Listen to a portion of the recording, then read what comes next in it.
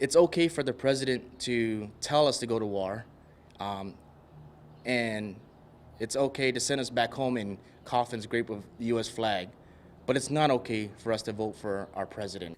That's the feeling veteran Rodney Cruz Jr. gets when it comes to voting restrictions in selecting a commander-in-chief. Cruz is the president and founder of the Iraq, Afghanistan, and Persian Gulf Veterans of the Pacific Group.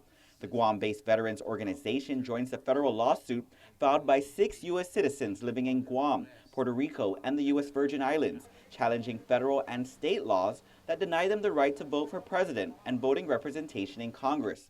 Attorney Levin Camacho. What is unique about the lawsuit is that all of our plaintiffs lived in Illinois at some point. If they had moved to the CNMI, they would be able to vote by absentee ballot for president, for the U.S. Senate, and for the U.S. House of Representatives. But because they chose to either live on Guam or in Puerto Rico, they cannot vote for using absentee ballot. So really the lawsuit is questioning why can you allow some people living in territories to vote while others living in U.S. territories are denied that right.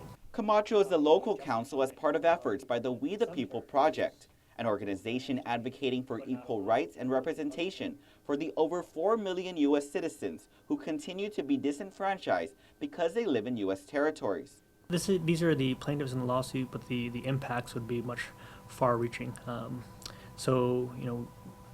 We look at this as kind of a progressive lawsuit to get us to the point where we begin to question why can't everybody who lives in the territories be allowed to vote for the president. He adds the court system is one way of raising political awareness.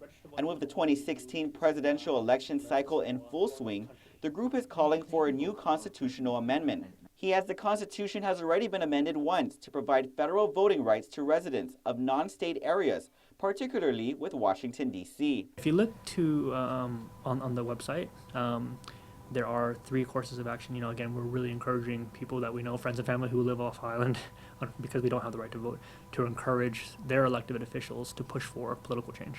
You can visit www.equallyamerican.org to sign the Equal Rights Petition or www.representguam.com to support the right to vote wherever you live. The equal rights movement for us here in Guam is an important step in Guam's political power in Washington.